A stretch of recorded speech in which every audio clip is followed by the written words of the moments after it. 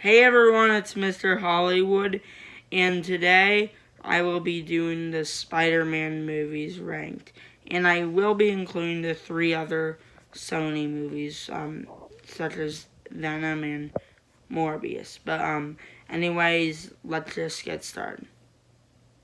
In last place is Venom, a movie that I only saw once in theaters in 2018, and I've had no desire to watch it since then.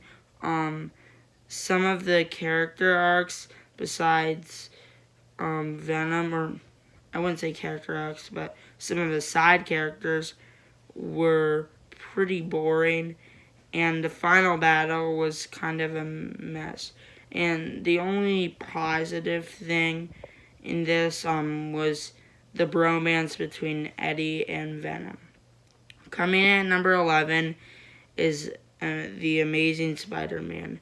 Now, this movie was actually quite a bit better than Venom, but Peter's parents, the backstory was not worth it, and Lizard at times could be very lackluster, except for when he's Kurt Connors. However, the relationship between Emma Stone and Andrew Garfield was pretty good, and the final battle was actually pretty good, but overall it is still nowhere near the best. Coming in at number 10 is Morbius, a movie that I was so disappointed with because I thought it was going to be one of the best movies of the year, and honestly the post credits was actually pretty dope, but everything that has to do with Morbius and Milo was actually pretty good. However, the final battle was pretty anticlimactic, and I feel like it should have been longer. Coming in at number 9 is Spider-Man 3. Now, this movie actually has some pretty high points, but when they messed up, they really messed up. For example, Venom in this was pretty lackluster, and Sandman's arc in this wasn't the best. However, the final battle with Harry's final sacrifice was actually pretty good, and it actually did close out Peter's arc in this trilogy really well.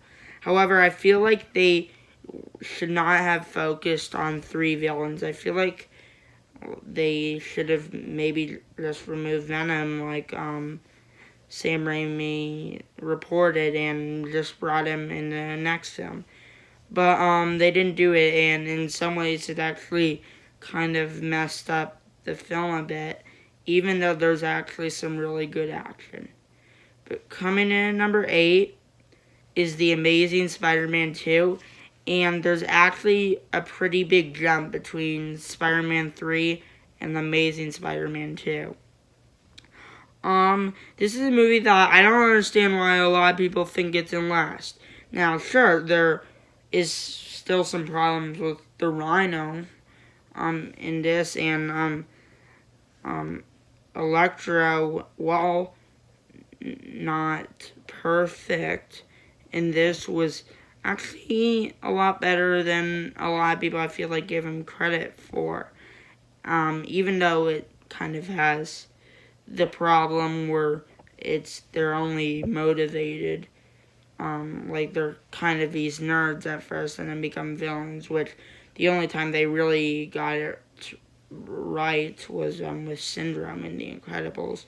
But anyway, Spider-Man No Way Home actually in some ways did improve Electro's character, and the chemistry between Andrew Garfield and Emma Stone was great again. However, I feel like the beginning with Spider-Man's parents' death was not really worth retconning. However, the final battle with Green Goblin and Peter Parker was so gut-wrenching when Gwen Stacy died, and it actually got it really well. Like, they nailed it, which is probably why it does actually move a little bit higher. But I do wish that they developed Green Goblin's character a little more, because he didn't really show up until the end as Green Goblin. But anyway, this film was a good movie. Coming in at number 7 was Venom, Let There Be Carnage. Now, this is a film that I actually had a lot of fun with seeing in theaters. And even though it is nowhere near the best, it actually was really entertaining. And Carnage was a fantastic villain. And the bromance between Eddie and Venom was great again. And honestly, even the final battle was pretty good in this. So yeah, this is a film that I really enjoyed, and I do wish that they didn't kill off Carnage though, because I would have loved to see Carnage. But the post-credit scene with Venom, my God, it was so good, and it kind of tied into Spider-Man No Way Home in some ways. Coming in at number 6 is the first Spider-Man movie.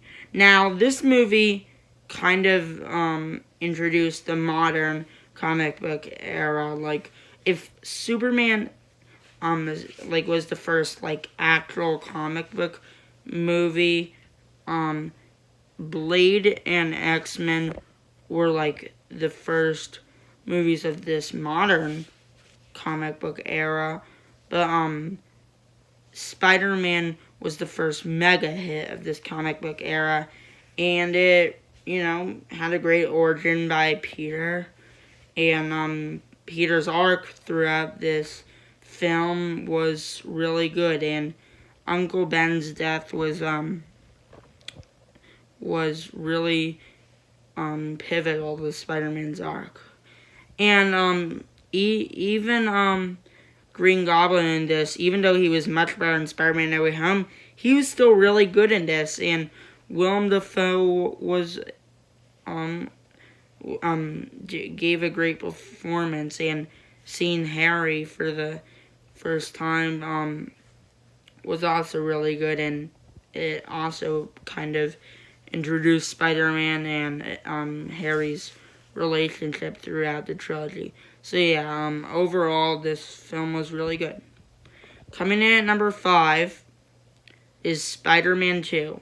Now, I understand that this might be some people's number 1, but I don't have the same connection. Now, still, Doc Ock was a fantastic villain, and it did continue Peter's journey really well. And the train sequence towards the end, and just Dr. Octopus's arc in this was really well done. And I think the only reason I would knock it down a bit is because the middle of the movie with Peter quitting to be Spider-Man kind of harmed the movie a bit, because I feel like they could have handled it a bit better. But still, when Peter gets back into being Spider-Man, it really got good towards the second half. Coming in at number 4 is Spider-Man Homecoming. The first time where we see Peter on his own in the MCU. Actually, no. Well, Tony Stark was still there, but still, the first time where the MCU's perspective was by a high schooler, and seeing some of these new characters was really good. For example, Ned. It was really cool seeing him for the first time.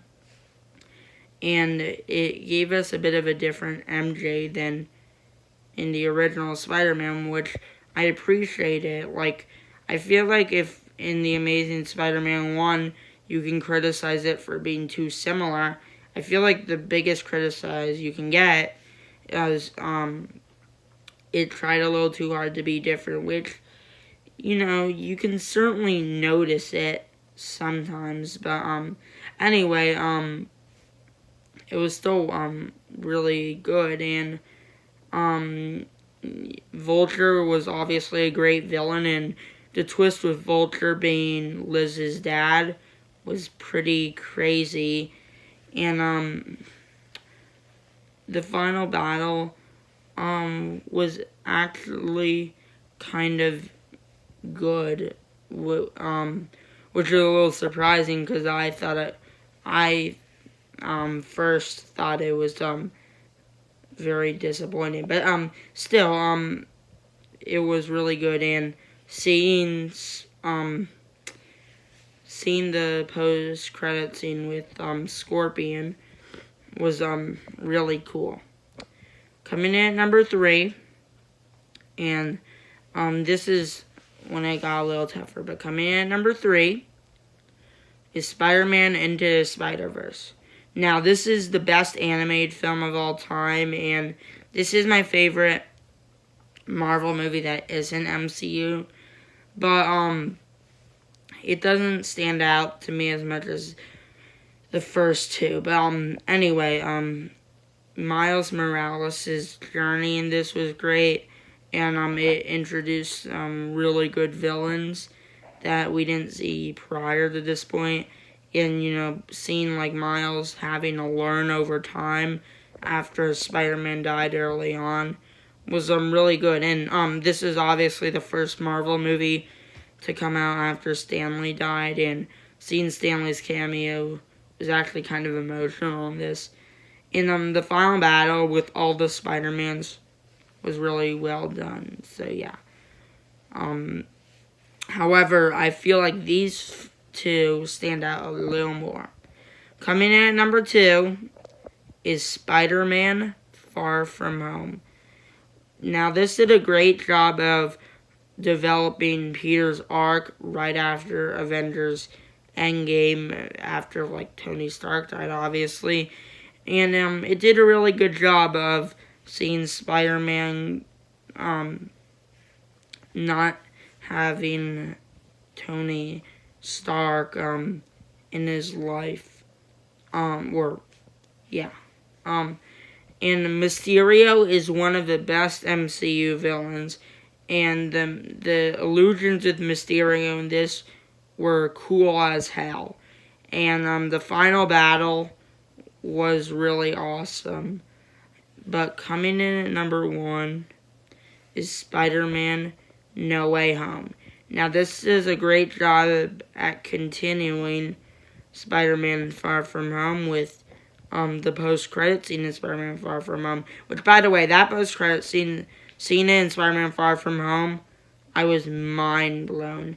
And seeing where it would leave off was really good. And with Peter obviously being a little upset that he can't get an MIT and he has to see Doctor Strange.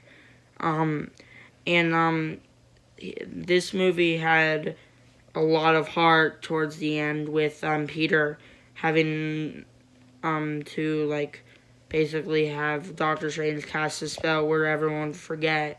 And it does leave me wondering where the MCU will go now. And the final battle in this with all 3 Spider-Mans was so good. And I was glad I saw this on a Thursday night, the day before it came out.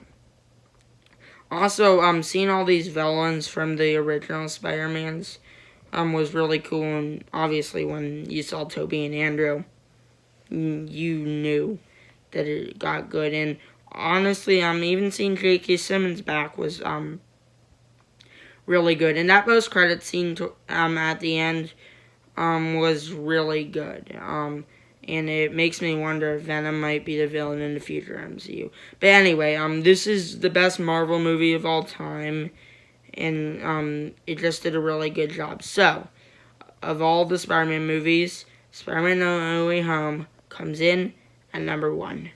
Now, thanks for watching, and I will be taking a little bit of a break from doing videos. But anyway, I do plan to be back maybe on like Tuesday or Wednesday. But anyway, thanks for watching, and remember, with great power comes great responsibility. Peace out.